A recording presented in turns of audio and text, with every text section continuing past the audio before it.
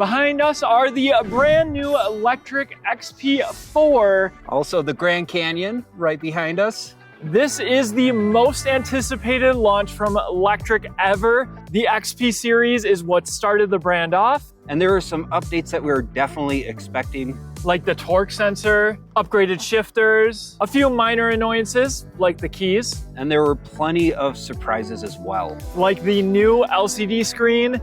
And trust me, lots changed. In this full review, we're gonna tell you everything you need to know if you're planning to buy this electric bike. First, we'll do a walk around, talk about all the components. Then we'll get into some first-person riding footage, put the new torque sensor and the more powerful motor to the test. And finally, we'll go through the pros and cons of the new XP4. But first, let's take a closer look.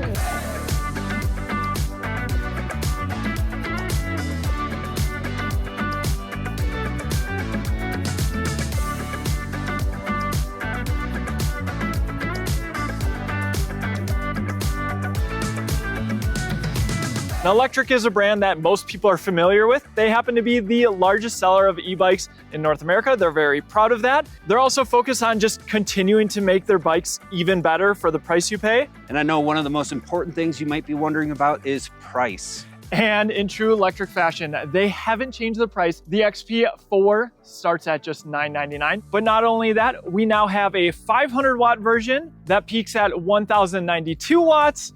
And a 750 watt motor that peaks at 1,310 watts. And with the larger motor at $1,299, you also get a larger battery. So the 500 watt will come with a 10.4 amp hour battery, and the 750 watt version will come with a massive 17.5 amp hour battery. And if you plan to purchase a Lectric e-bike, do me one quick favor, it's free. Just use our link down in the description before you make your purchase or scan the QR code on your screen now. Thank you so much for your support.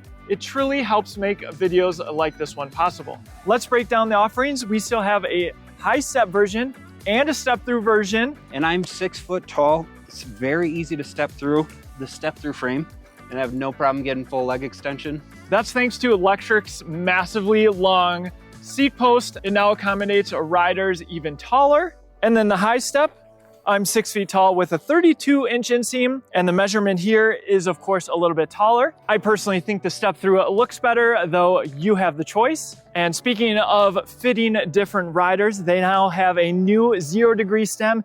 This brings the handlebars just a little bit closer to you, so you're not as outstretched as you were on the previous generation. And of course, these are still folding bikes. We'll show you how to fold them towards the end of the walk around. They've also introduced new colors like this pine green, raindrop blue, as well as stratus white and tempest gray. We'll put all the options on the screen so you can see what motor is offered with each color. And the whole bike has a weight capacity of 330 pounds, and the rear rack still has its 150-pound capacity, but it looks a little bit different. Next, let's go through all the components.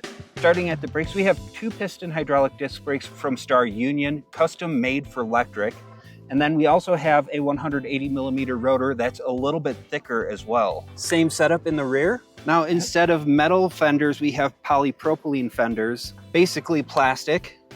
Don't have to worry about noise or dents. Full coverage in the rear. We've got new tires, still 20 by 3 inches wide. They are mixed terrain. This is a cool change. So in the center, you have more of a road tread. And then on the outside, you have more knobby grips here to give you traction if you decide to take the bike off-road. That also makes them quieter on the road and more efficient. It's a bolt-on front axle. Front suspension fork, they blacked out the stanchions. 50 millimeters of travel. Preload adjustment on the left, lockout on the right, either open or closed. This is what you can expect out of the front suspension fork. Nice cable wrapping. We have 4 mounting points in the front for Lectric's front basket. Highly recommend. This is Lectric's Elite headlight, but they also have a new light that will be shipping, and it has amber lights on the sides to give you increased visibility. The light still runs off the main battery. And an exciting change here is we now have a brake actuated taillight and turn signals. Latch to fold the handlebars. Simply lift up and pull out. We have adjustable handlebars up and down. We now have ergonomic rubber locking grips. With the custom brakes, we have custom brake levers from Star Union as well. 602 for the area code of Lectric. Motor cutoffs. And we have an upgraded shifter as well, an 8-speed Shimano trigger shifter. We have an included bell up here as well. And because of the change to the shifter, we now have an underbar thumb throttle on the left. Give me a sad face emoji down in the comment section if you're sad to see the twist grip throttle removed. Now we have a 5-button control pad. And then underneath we have a USB-C charging port for devices. And now we have a 3.5-inch TFT display. And check out this party trick. It's fully removable, which means it's not going to get damaged in shipping, and it's super easy to replace. That's because you have quick disconnects here. And look at that Lectric on the boot up. Yeah, very different layout to the display. Up top, we have our battery percentage and readout. In the middle, we have our speed. And then at the bottom, we'll have our pedal assist mode. You have 5 modes to work with: Eco, Tour, Sport, Sport Plus, and Turbo. You hold the pedal assist up button for lights. The screen will dim when the lights go on. Walk mode can be engaged by holding pedal assist down, indicator at the top of the screen. And then turn signals left and right. They will turn off after a period of time. And then hit the power button to get more information. And what's cool is you can still see your speed and your pedal assist mode at the top. You can see your cadence RPM. You can see your trip time, trip distance, and odometer. Hit the power button one more time, and now you get more information about the power. So upper left, you have input power or rider power. Upper right, you have motor power. At the bottom, you can see the amps you're drawing, and then voltage in the bottom right. To get into the advanced settings, hold pedal assist up and down at the same time. You have screen brightness, sleep, distance units, tire size, bike classification, class 1, 2, or 3, and a special one for California users, California Class 3. You have assistance level. This allows you to select whether you want more torque from the motor in each pedal assist level. Then you have throttle pedal assist toggle. This allows you to customize whether you want the throttle active or pedal assist active. Throttle output. This allows you to select if you want throttle limited in each pedal assist level, or if you prefer, you just want full access to the throttle in all pedal assist levels. You also have throttle 0 start. You can select whether you want the throttle active or not active at a standstill. You can customize walk mode. You can change the light operation. It allows a flashing mode. You can reset the odometer. The new display is so much more user-friendly. No more P settings. 3 bottle cage mounts on the top of the frame and mounting points for a lock underneath. And 2 mounting points on the rear of the seat tube, best suited for a lock. Cables still run externally beneath the frame because the battery's inside. We'll get to that when we fold the bike. You get a nice grab handle here on the frame. They are now plastic pedals. They don't fold, but they are quick release pedals that are very easy to release and very easy to put back on. The keyhole is now located on the side of the bike, and no, you don't need it in if you want to ride. This rubber cover allows you to charge the battery when it's installed, and there's a power button as well. A stand for when the bike is folded. The kickstand is not new, works better on pavement. It is rear mounted, though it will sink in soft ground. Then we have Lectric's sleek saddle. Could be more comfortable. And depending on the sale or if you want it, you can get the suspension seat post. And the rear rack still has the 150-pound capacity, but now it has their level up rack on there. You can either get their buddy seat, and it is also child seat compatible. This is the 750-watt motor that peaks at 1,310 watts. That's what we'll be testing out in this video. 85 newton meters of torque, again, engaged with a torque sensor. Shimano Altus derailleur, 8-speed, 11 to 32 teeth in the rear, and up front, 56 teeth to help prevent that ghost pedaling at high speeds. Dual-sided. This is where you mount the pegs. Next, let's fold the new Lectric XP. Lower the handlebars, pull up on the safety latch, and then put that down. Fold them to the side, push the lever. Nice, you have the grab bar now. We'll put the folded dimensions on the screen. All right, so I'll put the keys in the frame here, turn it to the left. That releases the battery. Pull out the key. There's a handle on the battery. I'll lift the frame up, pull the battery out. This is the 48 volt, 17.5 amp hour battery. The battery is certified to UL 2271. The entire bike's electronics are certified to UL 2849. And maybe you want to protect this battery because they can be expensive to replace. Check out our battery bags at shop.ebikeescape.com. We sell tons of high quality electric bike accessories. Thank you so much for your support. And as we saw in the Expedition 2.0, you can charge their batteries up with a fast charger, 5 amp charger, under 4 hours to get this battery to full, and just 2 hours to charge up the standard range battery. To put the battery back in, flat end goes in first. Simply slide into place. It's a snug fit. It is snug. Take your key, turn the key to the right and remove. And there you go, a folded Lectric XP. Great for RVers, great to put in the back of your vehicle, super portable without the need of buying an expensive bike rack for your vehicle. With that, Miles, I can't wait to ride this bike. Let's see how it performs. Let's do it. All right, let's jump into things right away. First, we're gonna do throttle only. Now you can go into the settings and get full access to the throttle, but as you'll see in a second, you might wanna leave the stock settings. All right, here we go. 3, 2, 1, throttle only, turbo. And super torquey, 16, 18, and there's 20 miles an hour.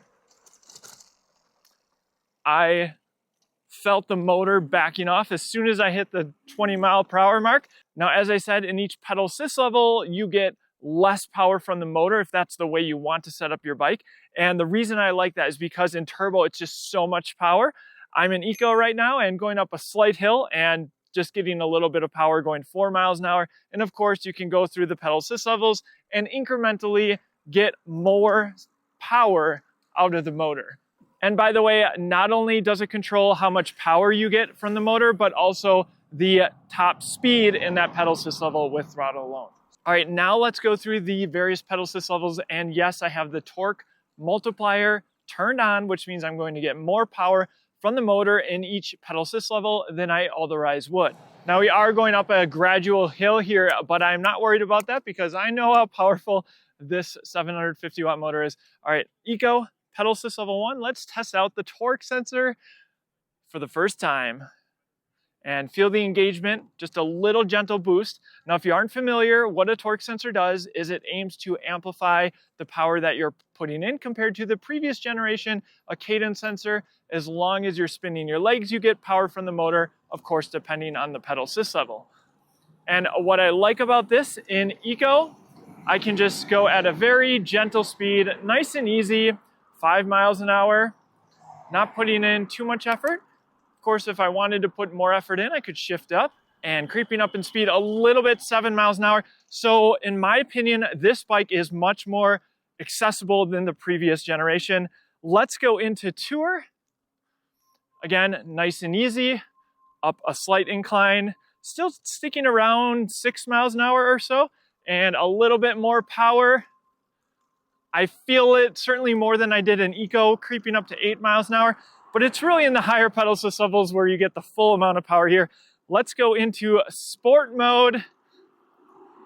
All right, certainly feeling some relief in the legs there and just gently spinning my legs, cruising up the slight hill at 9 miles an hour. I'm gonna shift up to 4th gear so I can put in a little bit more power, more of a moderate cadence, and I'm gonna shift up to 6th gear. You can see we're already hitting 13 miles an hour, and we still have quite a few levels of pedal assist to go.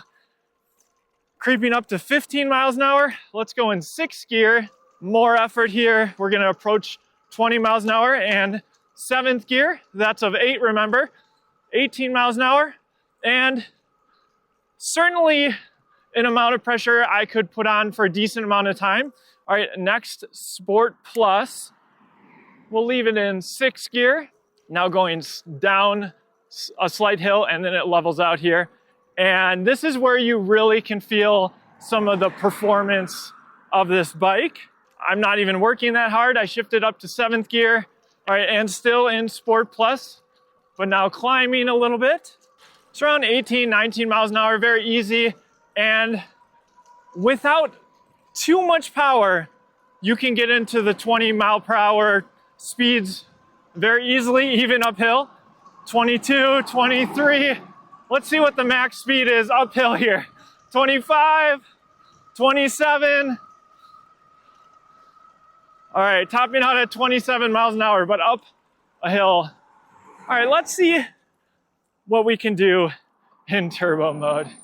All right, and with this torque sensor, if you give it a good pedal, you certainly feel all the acceleration, just as you would if you really push the throttle. All right, let's see if we can get to 28 miles per hour up this hill. And there we go, already taking off. Shift up to 6th gear, 7th.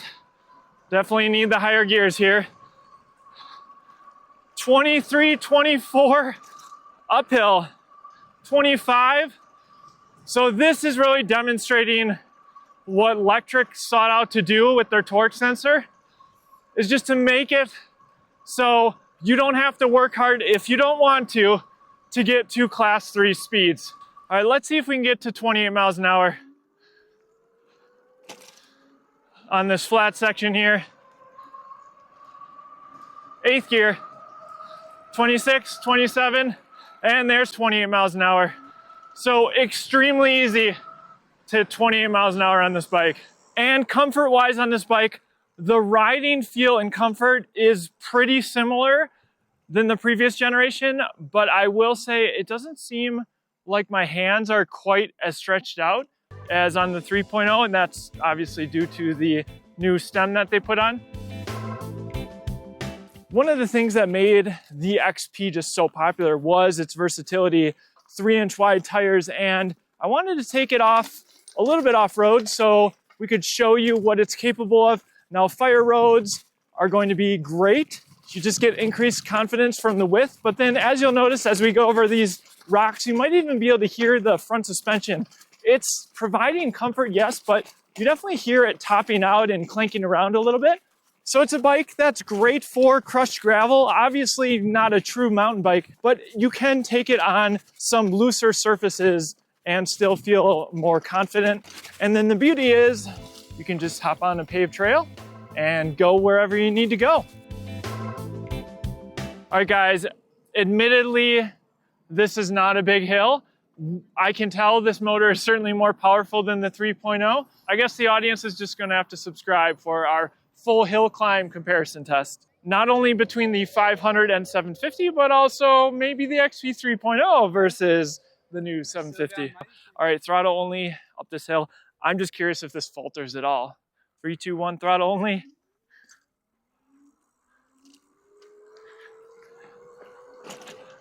All right, still climbing in speed up this hill.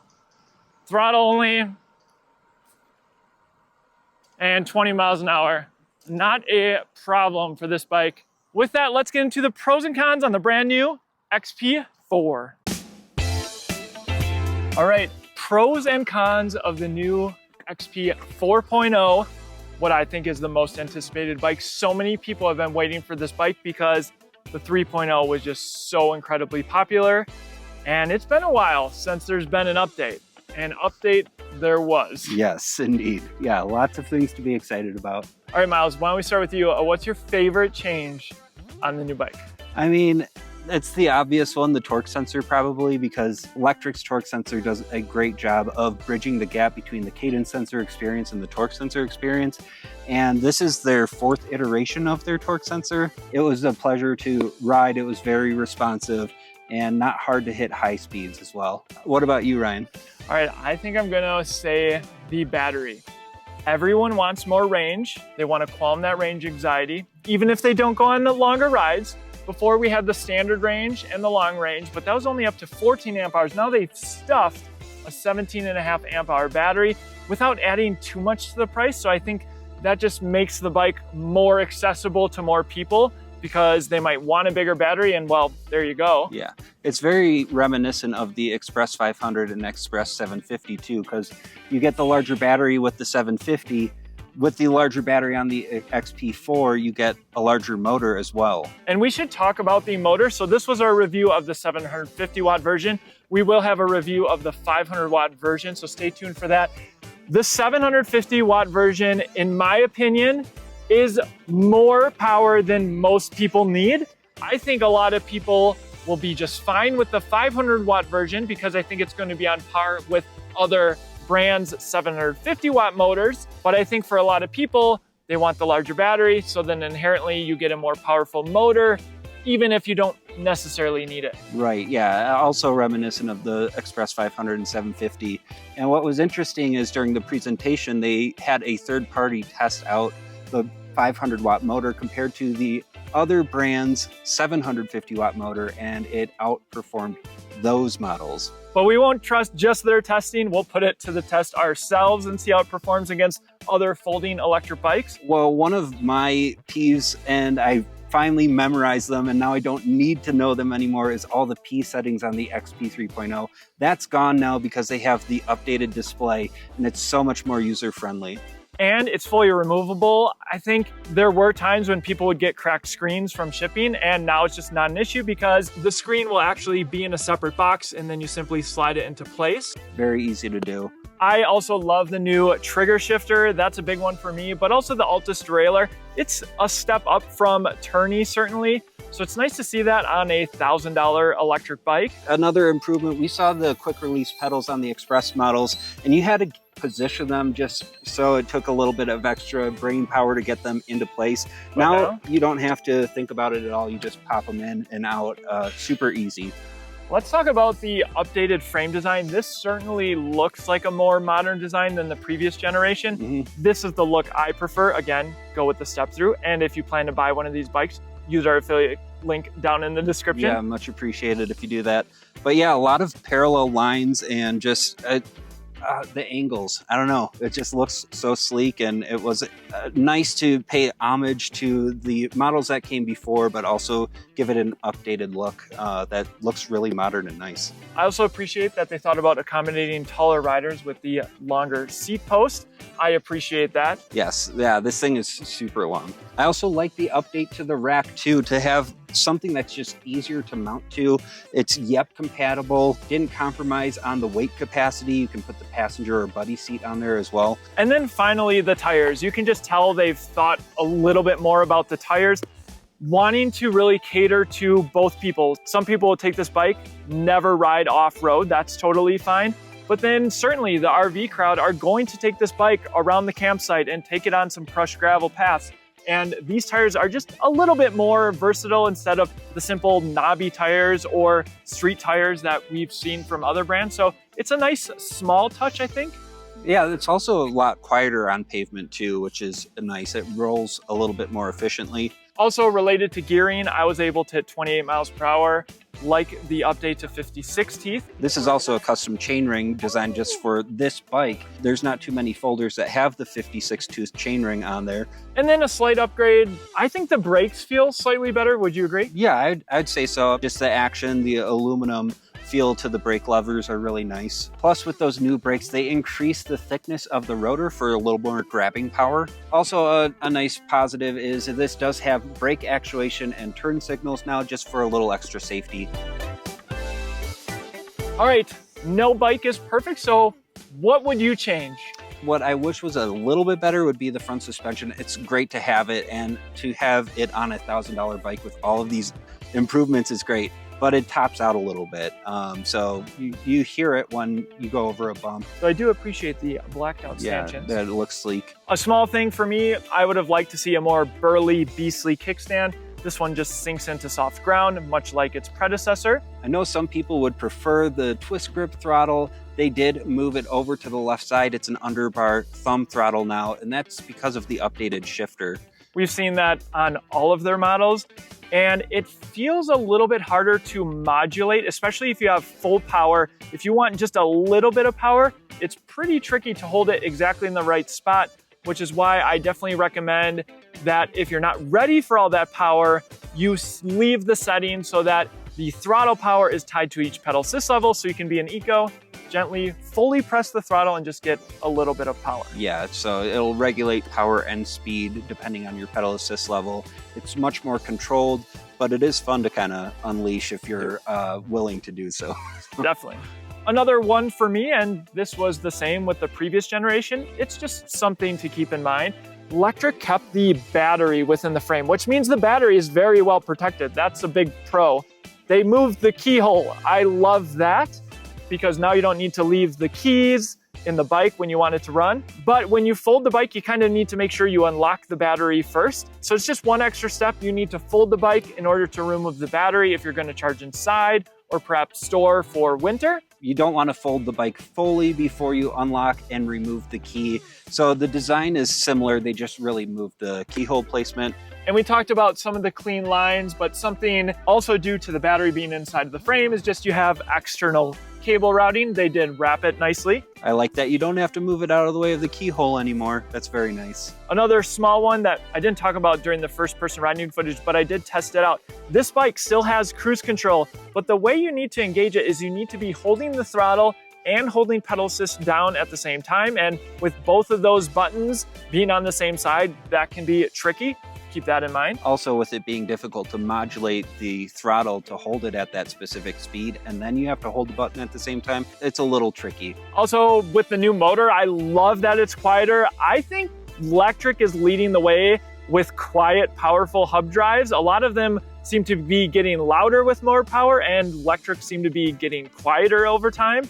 That's thanks to their M24 technology. So if we've helped you make your decision that you're going to purchase a Lectric e-bike, do us one quick favor, just use the link down in the description or scan the QR code on your screen before you make your purchase. Thank you so much for your support. Let's have a discussion down in the comment section. That's what I was gonna This say. is going to be a big one. Like and subscribe for future Lectric content. We got some comparisons planned and a lot of cool things centered around this bike. So if you want to learn more about this, definitely hit that subscribe button. Overall, for $1,000, you're not going to find anything better on the market from a better company. Or at $12.99 to have a 17.5 amp hour battery. And it's not just us saying this, this is just known in the industry that Lectric has the best customer support. And we failed to mention that their bikes arrive virtually fully assembled. So compared to other models, you get a great deal, and assembly is also easy. You can always take it to a local bike shop if you're not confident and want them to give it a once-over. So the Lectric XP 3.0 was the best-selling e-bike ever in America. Will the 4.0 top it? I can't wait to find out. Thank you guys so much for watching. We'll see you in the next one.